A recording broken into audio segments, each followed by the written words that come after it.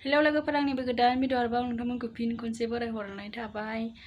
दिनैबो ब्लग लाबोलायबाय लोगोफोर, नायलायदोलाय भिडिअखौ स्टार्ट खालामनोसैलाय।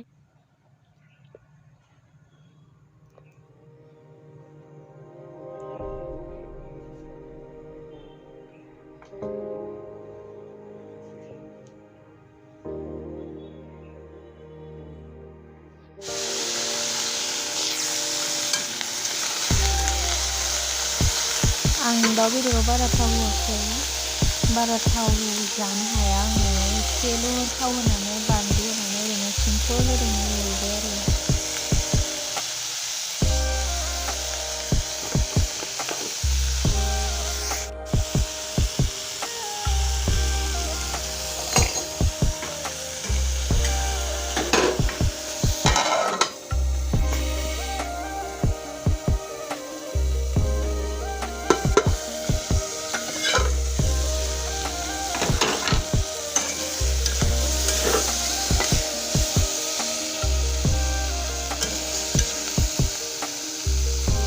आङो बेदरखौ संजोबासै, बेदरा 60 रुपिसनिल'खामोन, होनबाबो बांद्राय ना हारसिङैसो जानाय।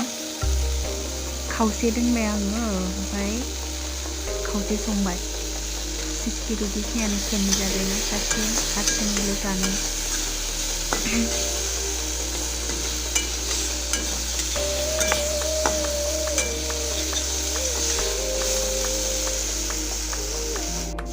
दाउ बेदरखौ मोजाङै एवनानैहाय दै होनानैहाय एसे फोमोनग्रोखानोसै। मैथाया थाब मोनो नालाय, दाउ बेदरखौ गाव गोजा दै होनानै दसे एवनोसै, ओमफ्राय दा मैथाखौ होसननोसै।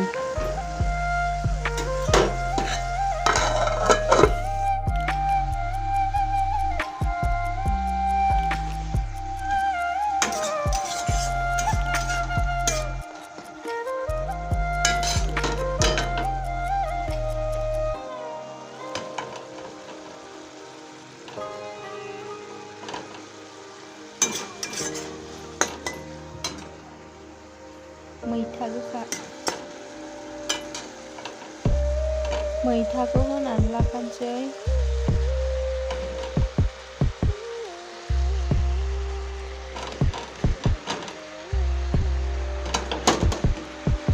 एसे एरबाय थानानै माबा रबबा खेनसेनो होनानै दै होनोसै।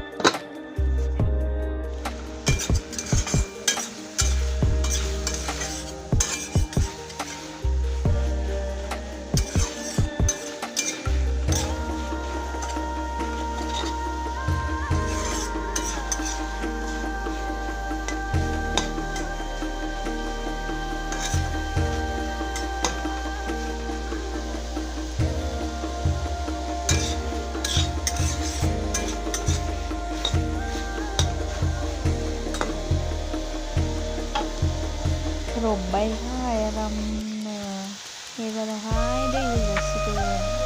गोथाव जाखासिगोन बायदि मोनबाय आङो। दै होबाय, खेनसेनो मोननायनि होखानोसै। दहाय आलदा गाव गोजा एवनानै माबाखादों नालाय, गाव गोजा एवनानैहाय एसे दै होनानै फोमोनखादों नालाय, एबार मैथा होबाय, गोदौलायबायबो नै ग्लब ग्लबनो गोथाव मोदोमखा। ओंख्रिखौ नुनाय लोगो लोगो बिराद ओंखाम उखैखाबाय आङो, बिराद जाखासिगोन बायदि मोनखाबाय आं गावखौनो गाव। ओंख्रिया मोनबाय, दानिया ओंखाम जानोसै। ओंखाम मोनबाथाय जानोसै ना बाथोन देनानै।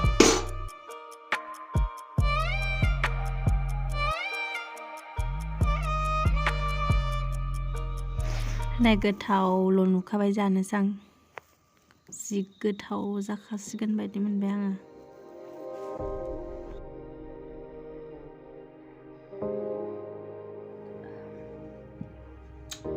जानोसैलाय लोगोफोर।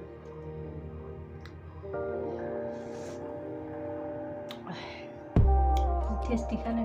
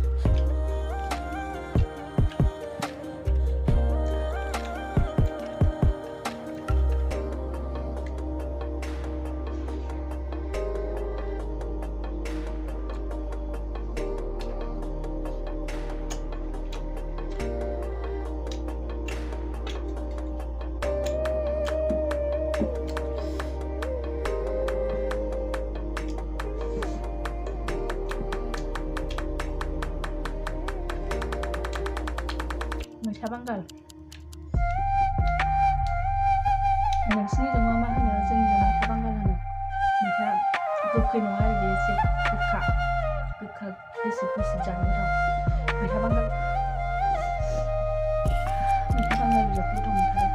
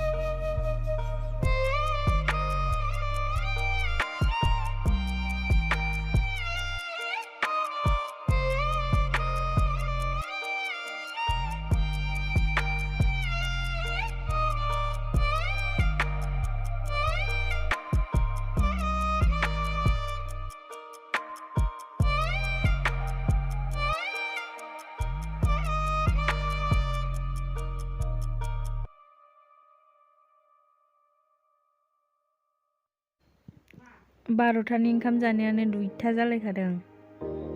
क्लासबो गैयामोन ना दिनै। संनानै मानानैनो 2टायावसो जानाय जाखादों क्लास गैयिजों माजों।